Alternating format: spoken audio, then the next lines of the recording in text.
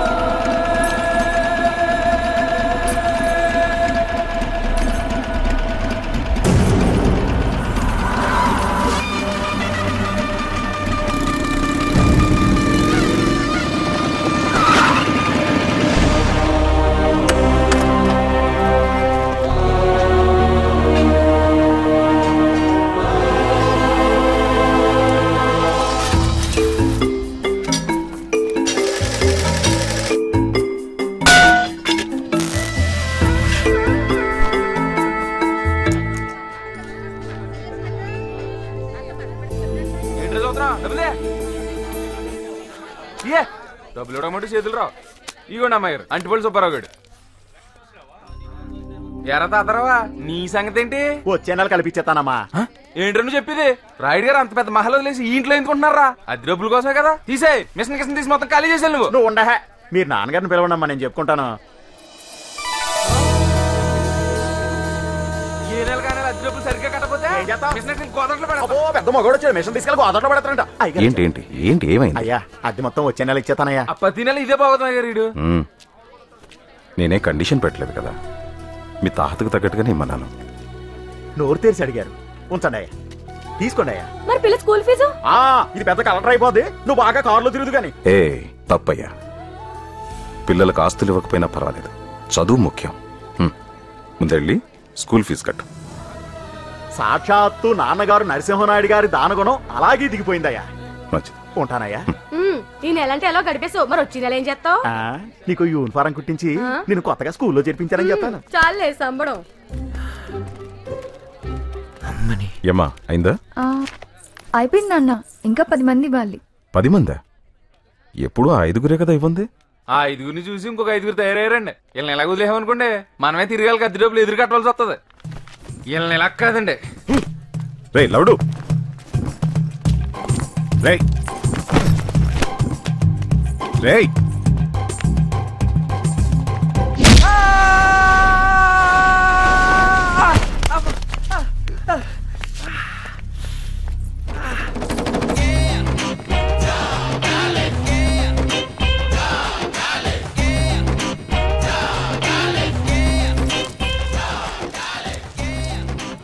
ఏంటి కొత్తగా ఏదో రెంట్ అంటున్నావుట? రెంటల్ యాక్ట్ మర్చిపోయావా లేక మర్చిపోయినట్టు యాక్ట్ చేస్తున్నావా? 15 ఏళ్ళ నుంచి ఉంటున్నాం, మన ముందు యాక్టింగ్ చేస్తాడా? యాక్ట్ మర్చిపోయినట్టున్నాడు. 12 ఏళ్ల నుంచి ఒకే ఇంట్లో రెంట్కున్నోళ్ళకి ఎన్ని హక్కులు ఉంటాయో మీకు తెలీదా? ఈ ఇంటి యజమానిగా నేను న్యాయంగానే అడిగాను. కాదంటే వాళ్ళకి ఏది న్యాయం అనిపిస్తే అదే చేయమను. ఇంటికొంటారు మీరా? అలా ఈ కొత్త కుర్రాడు అడుగుతున్నాడు. ఎవడ్రా నువ్వు? అవతారం చూస్తుంటే డైరెక్ట్ గా చంద్రమండలం నుంచి దిగినట్టుగా ఉంది. అసలేం తెలుసు నీకు గంధర్వ మహల్ గురించి? ఎంతో ధైర్యంతో ఈ భూత్ బంగళాలో ప్రవేశించి మహల్ మధ్యలో ఆంజనేయ స్వామి విగ్రహాన్ని ప్రతిష్ఠించి నిత్య ధూప దీప నైవేద్యాలతో పూజలు జరిపించి దయ్యాలు తోక ముడుచుకుని పోయేలా చేశాడు ఉత్తమమూర్తి. ఈడొచ్చాక అదే ఏలుపోగారు వచ్చింది. నేను ఆంజనేయుడు ఉన్నామనే ధైర్యంతో ఈ మహల్లో రెండో పొయ్యి వెలిగించి ఈ మహల్కే వెలుగులు తీసుకొచ్చాడు మా శెట్టి. ఈడి వల్లే మహలంతా మసెట్టేసింది. కరెంటు బిల్లు కట్టలేక చీకట్లో మగ్గిపోతున్న ఈ మహల్కి తన రైటింగ్ తో కళాకాంతులు తీసుకొచ్చాయండి మన డేరాల సత్యబాబు. 1 2 3 ఈడి దెబ్బకి 4 సార్లు వైరింగ్ మార్చాల్సి వచ్చింది. నా సంగతి సరేనండి. తన రచనలతో గంధర్వమాల ఉనికిని ఆంధ్రదేశం మొత్తం చాటి చెప్పిన ఘనత మన డొల్లా సావిత్రి గారిదండి. నాదెప్పుడు ప్రియుడితోనే పెళ్ళ. అబ్బా ఏం పేర్లు, తాళం తీసిన తలుపులు, పుణ్యం కొద్దీ కన్య, అచ్చొచ్చిన ఆరో ప్రియుడు. సిటీ నుంచి పెద్ద దాడులు కార్లు వేసుకొచ్చి మరి శతకబాదేహరిది. ఆ మాటకొస్తే బయట ప్రపంచమే తెలియని ఈ మహల్ కి విజ్ఞానాన్ని వినోదాన్ని అందించిన మహాజ్ఞాని మా కేబుల్ కేశవ్ గురించి ఎంత చెప్పినా తక్కువే. వీడు చిన్నప్పుడు బాగా ఎరుపు టీవీలు పేల్చి ఇలా మసెట్టేసాడు. ఇంతమంది త్యాగమూర్తుల జీవితాలను ఫలంగా పెట్టి టెనెంట్స్ హక్కుల పరిరక్షణ కోసం ఏర్పడింది మా ఈ టెనెంట్స్ జేఏసీ. టెనెంట్స్ జేఏసీ జిందాబాద్, టెనెంట్స్ జేఏసీ జిందాబాద్, టెనెంట్స్ జేఏసీ జిందాబాద్, టెనెంట్స్ జేఏసీ. పెట్టుకుని ఇలా వేసి అసలు అన్ని కాదు. ఇప్పుడు చెప్పరా, ఈ ఇంటి మీద మాకు కాక ఇంకెవడు కొడతా హక్కు? రే బచ్చాగాడు వాడిని అడిగేదింట్రా? రేయ్ నువ్వెవడ్రా మమ్మల్ని అడగటానికి?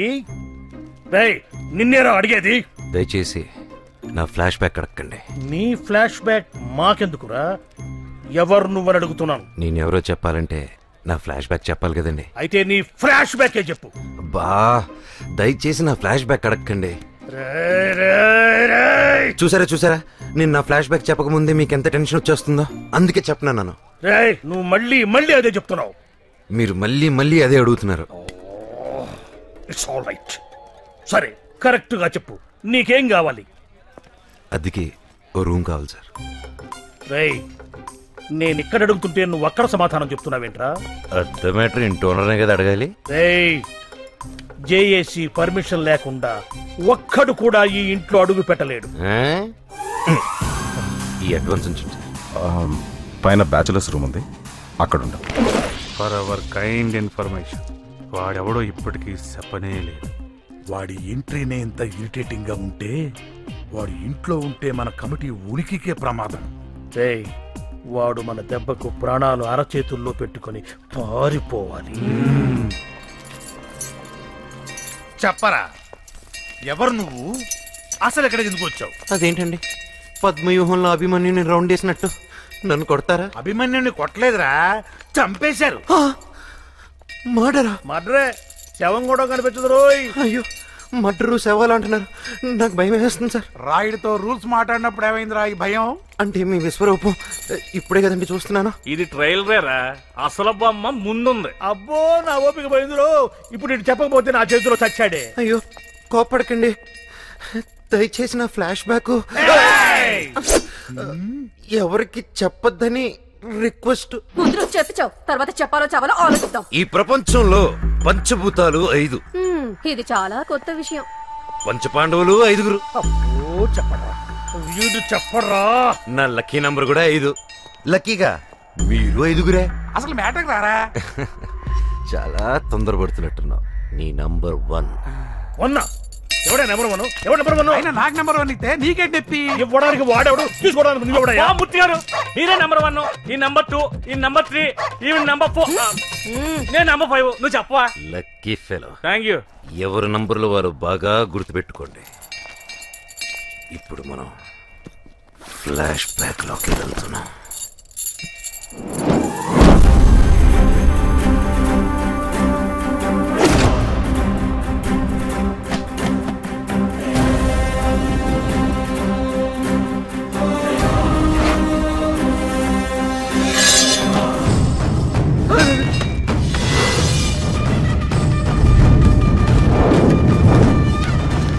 నా పరిచయం ప్రమాదం, నా ఊహ ఉన్మాదం, నా కోరిక క్రూరం, నేనంటేనే మరణం మరణం మరణం. లవర్కి ఇచ్చే గిఫ్ట్ అంటే 8th వండర్లా ఉండాలి.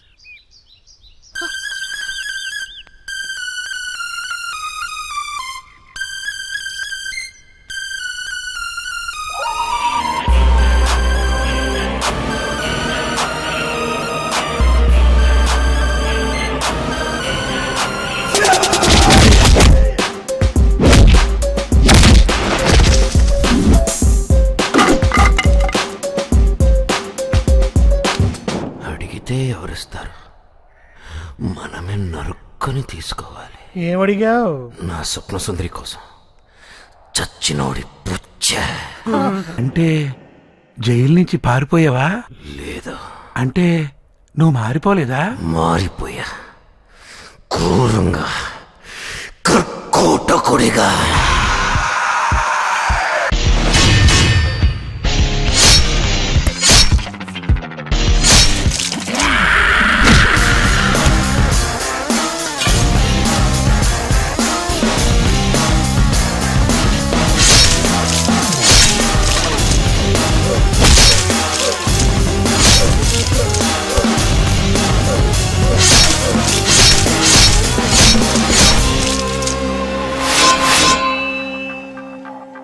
అదరడు బెదరడు ఈ అసురుడే, బదలడ్డు బిడుబడు ఈ ఉసురులే, గడగడ వణిగెను ఆ గగనమే, దడదడ అణిగెను ఈ భువనమే.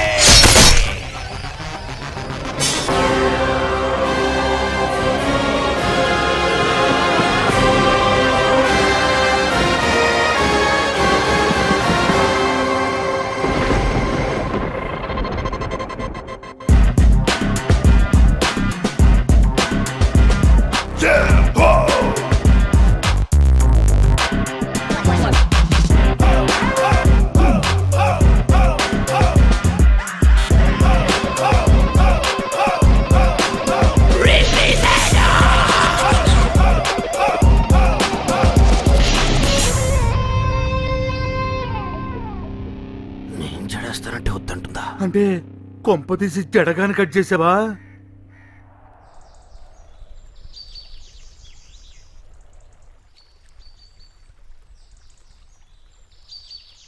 కోరినదేదైనా దరి చేరక ఎవరిని వదలను లేరా.